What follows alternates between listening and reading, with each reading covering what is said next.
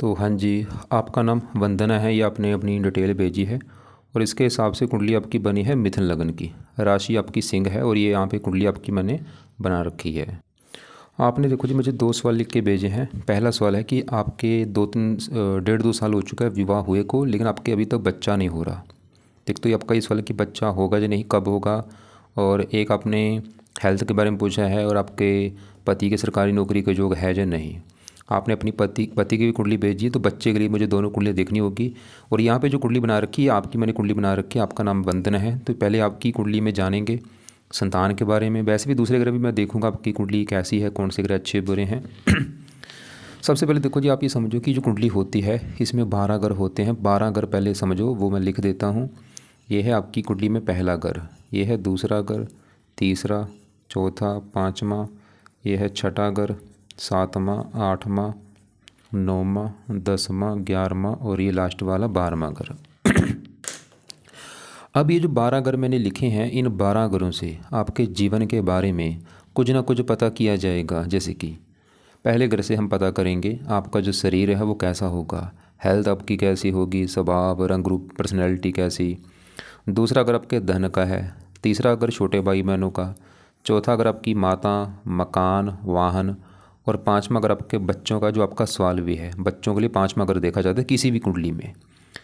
छठा अगर शत्रु, रोग, कर्जे का होता है। सातवां आपके पति का घर है। आठवें घर से उम्र देखेंगे। नौवें घर से आपका भाग्य देखा जाएगा। 10वां घर काम काज। 11वां घर आमदनी, लाभ, इच्छा पूर्ति और 12वें घर से आपके खर्चे देखे जाएंगे। तो आपने यहाँ पे मेरी 2 बातें नोट करनी है। पहली बात, जो ये मैंने 12 घर लिखे हैं, पहले तो ये 12 घर याद कर लो। दूसरी बात, इन 12 घरों से जो कुछ देखा जाएगा वो याद कर लो। अब आप ये देखो, आपने इस कुंडली में क्या देखना है वो घर देख लो। मान लो आपने देखना, अपने धन के बारे में जानना है, तो धन का जो घर है वो है दूसरा घर।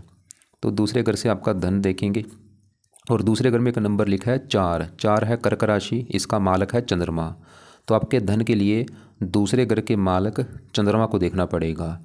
ऐसे ही अगर आपकी माता के बारे में जानना है, चौथा घर है माता का घर और चौथे घर में लिखा है 6। 6 कन्या राशि, मालक इसका बना बुध।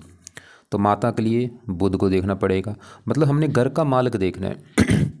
आपको मेरी बात समझ आ रही होगी कि जो भी कुछ देखना है कुंडली में वो घर देखना है और घर का मालक देखा जाता है। अब सवाल कि आपकी कुंडली है कैसी, कुंडली में ग्रह कैसे। आपकी वैसे कुंडली काफ़ी अच्छी है, काफ़ी ग्रह आपके अच्छे हैं। अच्छे ग्रह कौन से हैं आपका, देखो गुरु बहुत अच्छा है जो कि अपने घर में बैठा है। शनि अच्छा है, उच्च का बैठा है। चंद्रमा अच्छा है, मित्र राशि में बैठा है। सूर्य अच्छा है, मित्र राशि में बैठा है। शुक्र अच्छा है, मित्र राशि में बैठा है। मंगल अच्छा है, अपने घर में बैठा है। केतु अच्छा है, उच्च का बैठा है। राहु भी अच्छा उच्च का बैठा है, लेकिन राहु थोड़े से बुरे फल भी देगा। राहु अच्छे फल भी देगा लेकिन बुरे फल भी। तो देखो सभी ग्रह या तो अपने घर में बैठे हैं या उच्च का बैठे हैं या दोस्त के घर में बैठे हैं। जो ग्रह नीच का होता है वो बहुत ज़्यादा खराब होता है। आपकी कुंडली में कौन सा ग्रह नीच का है, ये बुध ही खाली नीच का है। ये 10वें घर में यहाँ पर जो 12 है मीन राशि में नीच का बैठा है, मतलब आपका बुध खराब है, बाकी सभी ग्रह अच्छे हैं। अब होगा क्या, ये जो 9 ग्रह है आपके ऊपर, इन ग्रहों का असर हमेशा रहेगा, लेकिन ये जो असर अपना ज़्यादा देते हैं दशा में। मतलब आज आपके ऊपर सभी ग्रहों का असर आज भी है, लेकिन ज़्यादा आपके ऊपर असर है इस राहु ग्रह का, क्योंकि राहु की चली हुई है आपके ऊपर बड़ी महादशा। ये 22 में चली है, 12 महीना 22 में लास्ट में चली थी और 40 में जाके ख़त्म होगी। मतलब अभी आपकी लाइफ में, अभी आपके जीवन में जो चीज़ें हो रही हैं वो बड़ा कारण राहु ग्रह है। और एक होती है अंतरदशा, वो भी देखो राहु की है आपकी, 12 महीना 22 में चली है और ये 9वां महीना भी 25 यानी कि अगले महीने में, अभी ये 7वां महीना अगर 1-2 महीने में ख़त्म होने वाली है। जो छोटी दशा तो वो तो भी ख़त्म हो जाएगी आपकी, लेकिन जो बड़ी महादशा वो देखो जी काफ़ी लंबी है, 40 में ख़त्म होनी है। तो हमें ये राहु का जानना बहुत ज़रूरी है कि राहु की जो दशा भी चली है ये आपका अच्छा है या बुरा है, इसकी भी बात करेंगे। एक आपके ऊपर देखो डेया भी चल रही है शनि की, अष्टम डेया। ये पिछले 3-4 महीने हो चुके हैं चली को। अभी ये डेया जो है 2.5 साल की होती है, तो देखो अभी भी देखो 2-2.25 साल की पड़ी है। तो मैं दोबारा बोल दूँ, ध्यान से समझ लो। मैंने आपको क्या बोला, कुंडली वैसे तो अच्छी है क्योंकि काफ़ी ग्रह आपके अच्छे हैं, उच्च के हैं। अपने घर में ऐसी कुंडलियाँ वैसे बहुत कम होती हैं, बस बुध ही खराब है। बाकी अभी आपके ऊपर असर सभी ग्रहों का आज भी है, लेकिन ज़्यादा असर मैंने क्या बोला राहु का है, क्योंकि इसी की चल रही महादशा, इसी की चल रही अंतरदशा। और एक आपके ऊपर शनि की डेया का भी असर है। अब क्योंकि आपका एक सवाल है पहले संतान को लेके, पहले वो मैं सवाल कवर करूँगा कि संतान के हिसाब से कुंडली आपकी है कैसी। तो संतान के लिए देखो जी, कुंडली में देखना पड़ता है पाँचवां घर। जैसे मैंने आपको बोला किसी भी कुंडली में, कोई भी कुंडली में पाँचवां घर ही देखा जाता है संतान के लिए। तो पाँचवां घर आपकी है संतान का घर। और आपको मैंने फार्मूला बोला था घर का मालक देखना है। तो पाँचवें घर में देखो जो संतान का घर है उस घर में 7 लिखा है। 7 है तुला राशि, मालक इसका शुक्र। तो आपकी संतान के लिए हमें इस शुक्र ग्रह को देखना पड़ेगा।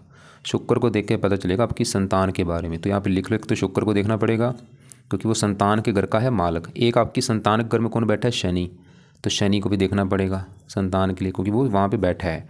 इसके अलावा जो गुरु होता है ये संतान का कारक होता है, क्योंकि ये जो ग्रह होते हैं किसी न किसी चीज़ के कारक होते हैं। तो गुरु को भी मुझे देखना पड़ेगा। तो ये 3 ग्रह देख के डिसाइड होगा संतान के बारे में। पहले आपकी मैं संतान के घर का, क्योंकि मेन होता है घर का मालक देखना।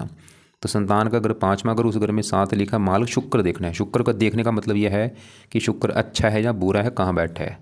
तो शुक्र आपका बैठा है यहाँ पे 9वें घर में, एक अच्छे घर में आके बैठा है। इस घर से भाग्य देखा जाता है। तो शुक्र 9वें घर में, एक तो घर अच्छा जहाँ बैठा है, और वहाँ पे जो 11 लिखा है शनि घर में बैठा है। शुक्र शनि को अपना दोस्त मानता है। आपका मतलब शुक्र जो है बहुत अच्छा है। क्यों?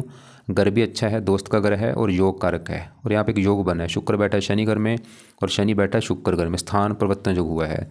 तो शुक्र 3 कारणों से अच्छा, एक तो घर अच्छा 9वां, दोस्त का घर, स्थान परिवर्तन जो हुआ है, और इस कुंडली में योग कारक है। अब शुक्र देगा अच्छे फल। क्या अच्छे फल देगा? शुक्र क्योंकि आपकी संतान के घर का मालक है। संतान आपकी बैठी है भाग्य घर में आके। आपकी संतान पैदा होने के बाद आपका भाग्य साथ देना शुरू हो जाएगा। आपको भाग्यवंशी संतान का सुख अच्छा मिलेगा और संतान के द्वारा भी आपका भाग्य होगा। मतलब आपकी जो संतान है वो भी आपकी किस्मत को चमकाएगी। और जब आपकी संतान पैदा होगी, बच्चा पहला पैदा होगा, उसके बाद भी आपकी किस्मत पूरी तरह से आपके साथ देगी। बहुत ज़्यादा बड़े लेवल की आपकी किस्मत साथ देना शुरू हो जाएगी पहली संतान होने के बाद, खासकर लड़की होने के बाद। तो शुक्र ये दिखा रहा है कि आपको भाई संतान का सुख अच्छा, लेकिन मैम ने अभी को क्या बोला कि शुक्र भी देखना पड़ेगा, शनि गुरु को भी।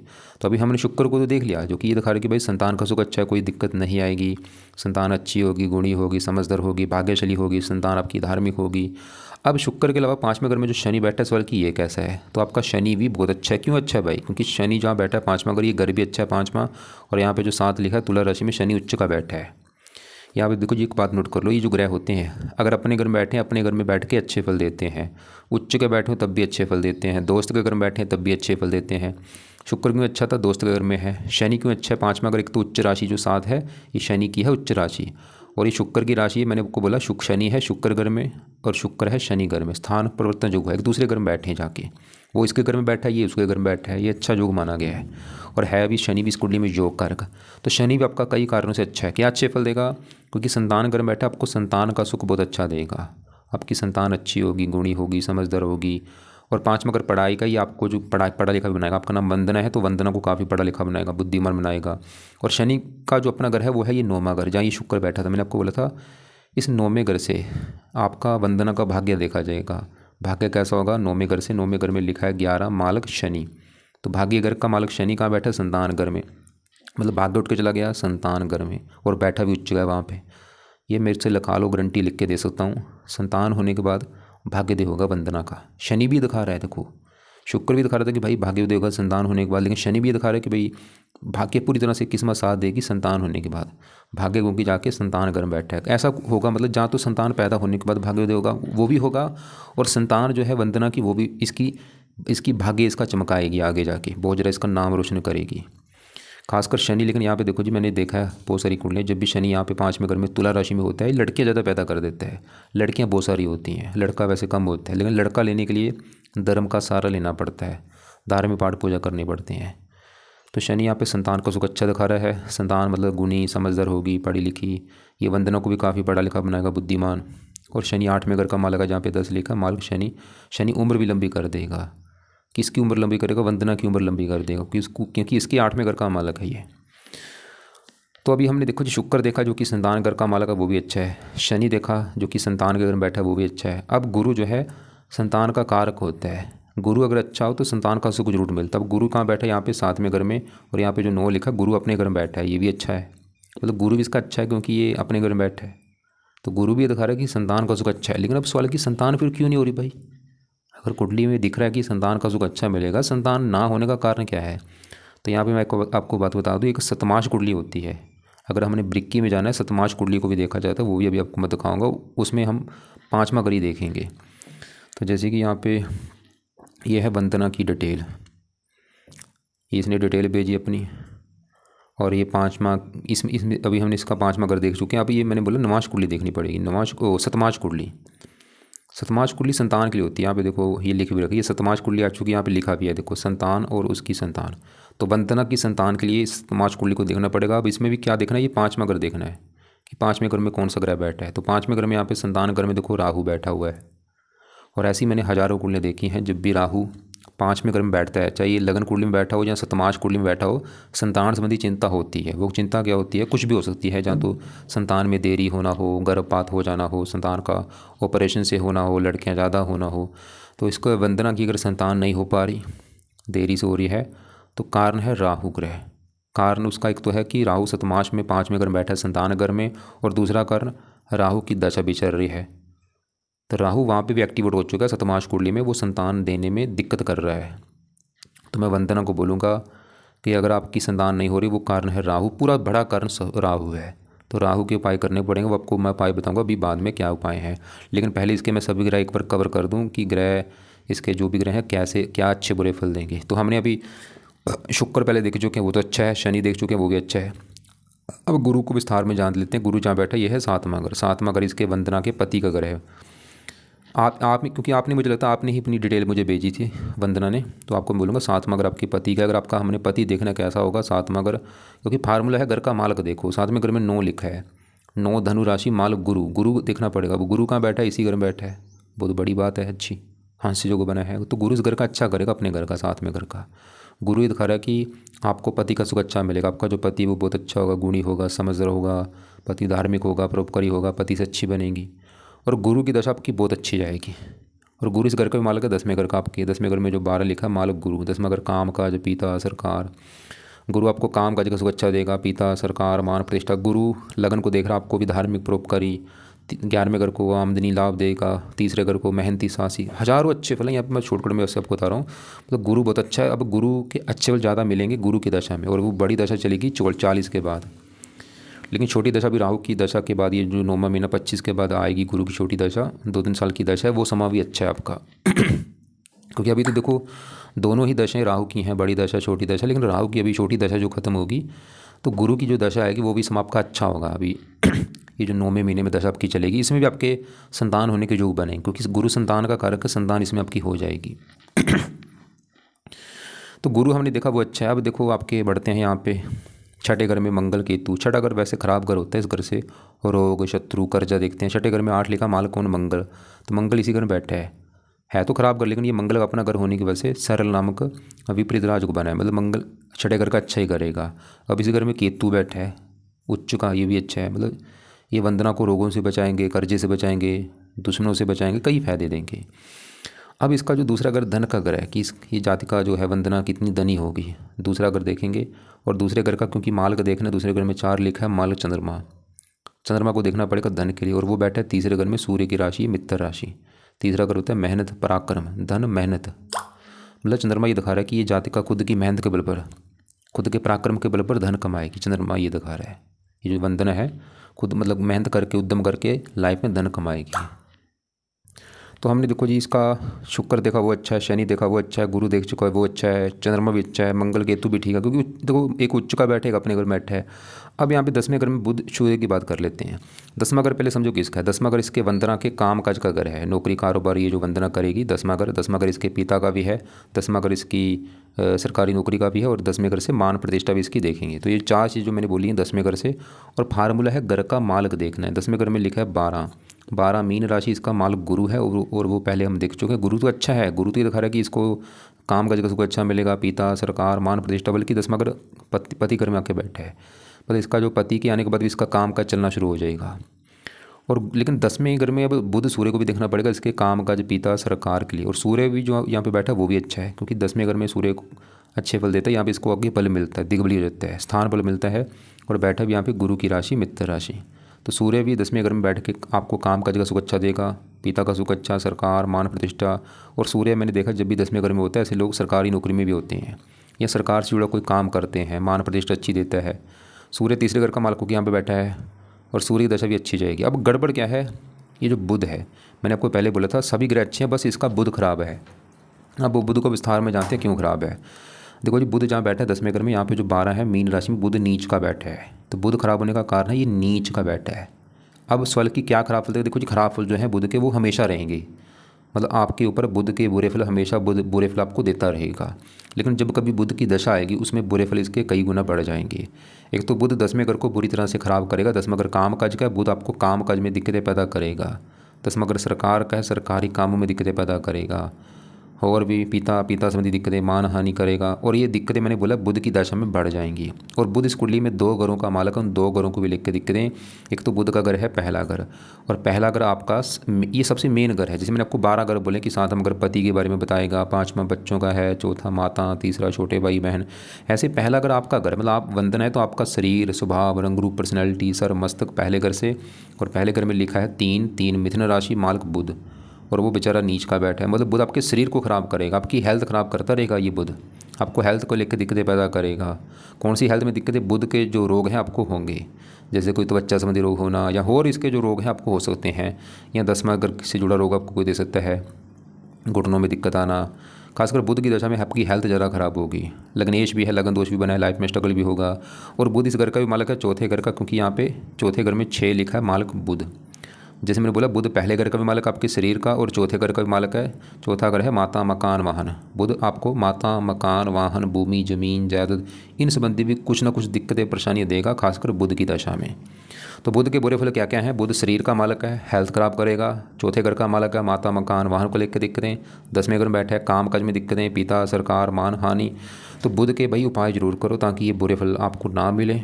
तो बुध के उपाय में से पहला उपाय है आप बुध कवच का पाठ पढ़ा करो। ये कवच आपकी हेल्थ अच्छी करेगा।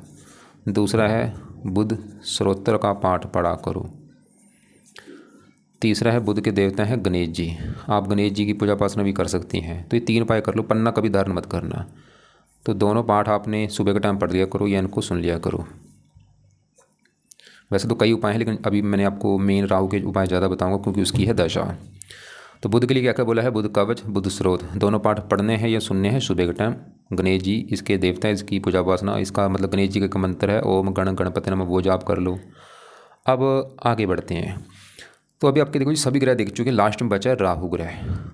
और आपको मैंने पहले बोला था कि 9 ग्रह जो है आज भी आपके ऊपर, सभी 9 ग्रहों का असर आज भी है, लेकिन ज़्यादा असर किसका है?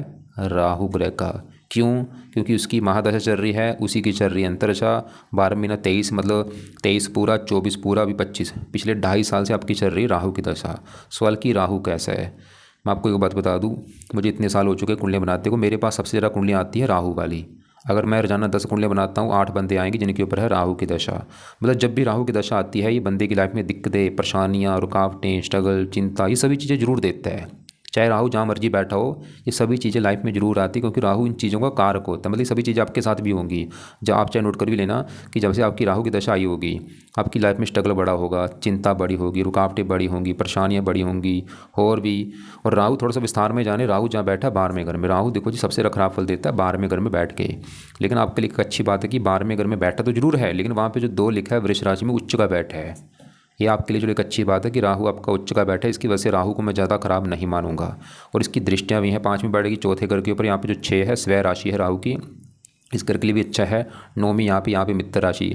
मतलब राहु आपका दिखने में तो दिख रहा है अच्छा है। क्यों दिख रहा है अच्छा है? उच्च का बैठा है, दोस्त के घर को देख रहा है, उच्च राशि को देख रहा है। लेकिन राहु आपको बुरे फल जरूर देगा। खासकर इसकी 12वें घर से दृष्टि पड़ेगी 7वीं छठे घर के ऊपर। छठे घर में 8 लिखा है वृश्चिक राशि, राहु की नीच राशि। छठे घर को ज़्यादा खराब करेगा। छठा घर है रोग, मतलब राहु आपको रोगी जरूर बनाएगा। आप चाहे नोट कर लेना, जब से राहु की दशा आई होगी हेल्थ में दिक्कतें आ रही होंगी। छठा घर शत्रु बढ़ाना, कर्जदार भी आपको ना सकता है। क्योंकि राहु 12वें घर बैठा है, 12वें घर खर्च का है। 12वें घर से खर्चा, हानि, दान, दंड, हॉस्पिटल, पागल खाना, विदेश यात्रा, जेल यात्रा, हत्या, आत्महत्या, ये इन चीज़ों को एक्टिवेट कर देगा। मतलब 12वें घर में बैठ के राहु सबसे बड़ी दिक्कत आपके खर्चे बोझा बढ़ाएगा, आपसे बड़े बड़े खर्चे कराएगा। धन भी खर्च होगा, फजूल का समय का भी कई बार फजूल खर्च कराता है। और भी नींद में कमी आना, पैरों में कष्ट, आँखों में कष्ट, फजूल की यात्राएँ होना, किसी भी काम में आसानी से सफलता आपको नहीं मिलेगी। कोई भी आप जो काम करेंगे लाइफ में, अभी आपका काम ऐसा नहीं कि आज आपने काम शुरू किया तो उसी समय आपका बन जाएगा काम। ऐसे आसानी से बनेगा नहीं आपका काम। जैसे मान लो कोई भी काम लगा लो, मान लो आप चलो एटीएम जाती हैं पैसे निकालने के लिए, तो आपको 5-6 एटीएम घूमने पड़ेंगे पैसे निकालने के लिए। मैं खाली एटीएम की एग्जांपल दे रहा हूँ। मतलब लाइफ का जो भी छोटा काम, आप मान लो दुकान में जा रही हैं कोई राशन लेने, तो ऐसे नहीं कि राशन लेने गई तो वहाँ पे आपको आसानी से राशन मिल जाएगा, वहाँ पे हो सकता है भीड़ हो, आपको परेशान होना पड़े। मतलब राहु आपके छोटे छोटे कामों में दिक्कतें पैदा करेगा, छोटा काम चाहे बड़ा काम है, दिक्कतें खर्चे और भी बीमार कर देगा। क्योंकि बाहर में अगर हॉस्पिटल का है, कई बार ये विदेश का भी योग बना देता है। तो कई बार मतलब देखो है, अगर यहाँ पे उच्च का ना होता फिर तो मैं यहाँ पे गारंटी लिख के देता कि आपको बहुत बुरे फल देता। लेकिन चलो आपकी किस्मत अच्छी है, उच्च का बैठा है, इसकी वजह से। बाकी एक प्रैक्टिकल करो, प्रैक्टिकल ये करो कि जब से राहु की दशा आई है पिछले 2.5 साल हो चुके हैं, प्रैक्टिकल करके देखो कि भाई पिछले 2.5 साल से आपके जीवन में अच्छा हो रहा है या बुरा हो रहा है। लेकिन ऐसा नहीं मैं बोलूँगा कि बिल्कुल बुरा हो रहा होगा, क्योंकि उच्च का चलो अच्छे फल भी दे रहा होगा। तो लेकिन एक और बात, आपको क्या मैंने बोला था, आपकी जो सतमांश कुंडली है, जो संतान वाली कुंडली थी, वहाँ पे क्योंकि 5वें घर में बैठा है राहु, तो वहाँ पे जो आपकी संतान, मतलब आपकी जो संतान आज नहीं हो पा रही पिछले 1.5-2 साल से, वो कारण राहु है, क्योंकि वो सतमांश कुंडली में 5वें घर में बैठा है। तो आप अगर आप देखो जी आज राहु के पाए करती, क्योंकि आपके लिए राहु के पाए बहुत जरूरी है। क्यों जरूरी है? ताकि जो दशा आपकी चली हुई है दशा अच्छी जाए आपकी, क्योंकि दशा अभी तो ये तो है नहीं कि अगले साल खत्म हो जाएगी, ये 40 में खत्म होनी है। देखो आपकी आधी उम्र इसी में निकल जाएगी राहु की दशा में। तो अगर राहु से जुड़ती हैं, इसके आगे नमन करती हैं, प्रार्थना करती हैं, राहु कष्ट नहीं देगा आपको। और बाकी आपकी जो सतमांश कुंडली में ये राहु बच्चा पैदा नहीं होने दे रहा, वो भी दिक्कत आपको नहीं आएगी। तो कितने बड़े फ़ायदे होंगे, आपकी संतान भी हो जाएगी राहु के पाए करने से, आपकी दशा भी अच्छी जाएगी। तो राहु के जो पाए हैं वो आप लिख लो। पहला जो उपाय है, राहु कवच का पाठ पढ़ा करो, ये इसको सुनना है आपने। दूसरा है राहु स्तोत्र का पाठ पढ़ा करो। तीसरा है राहु की वस्तुओं का दान किया करो।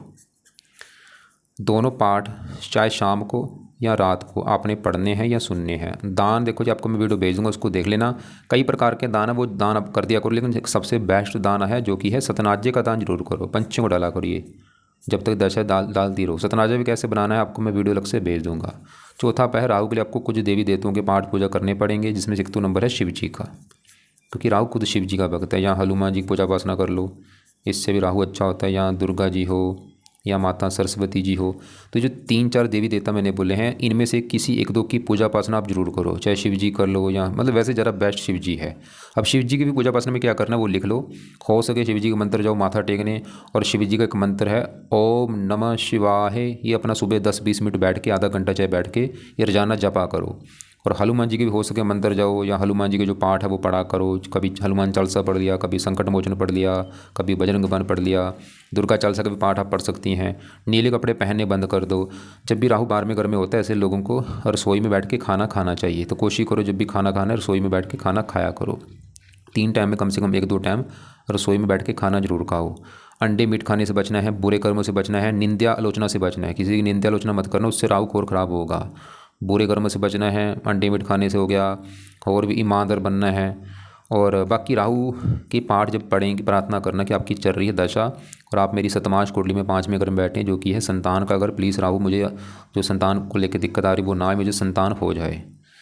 और आपने को पता नहीं क्या बोला था IVF, उसका ज़रा मुझे पता है, लेकिन मैं अब बोलूँगा ऐसे चक्कर मत पड़ो, संतान आपकी हो जाएगी, टेंशन मत लो, इतनी जल्दबाजी मत करो, और नेचुरल तरीके से ही संतान लेना और संतान हो जाएगी।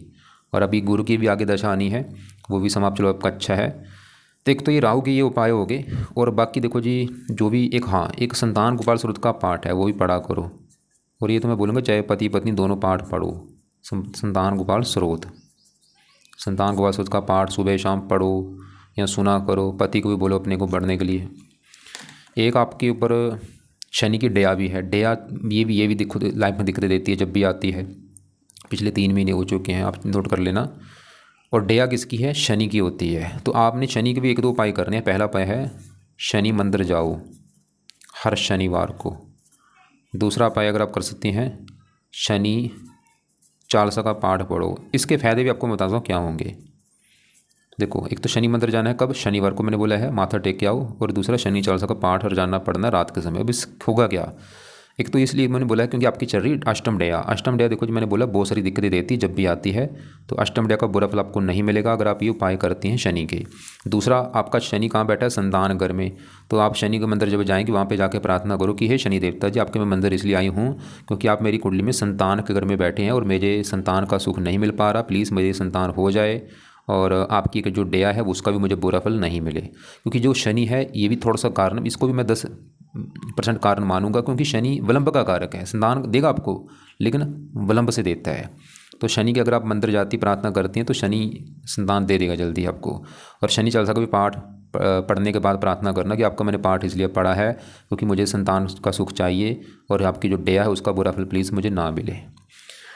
तो यह आपकी कुंडली के हिसाब से उपाय। देखो जी, आपको मैंने सभी तरफ से उपाय बता दिए हैं, चाहे आपकी संतान लगा लो या वैसे भी कुंडली के हिसाब से जैसे आपका बुध खराब है। तो दोबारा रिपीट कर दूं कि आज आपके लिए सबसे ज़रूरी उपाय है राहु के, क्योंकि राहु की दशा है, उसी की अंतर्दशा है और वही आपको संतान नहीं दे पा रहा तमाश कुंडली के हिसाब से। तो उसके यहाँ पे जो भी उपाय वो मैंने लिख दिए हैं।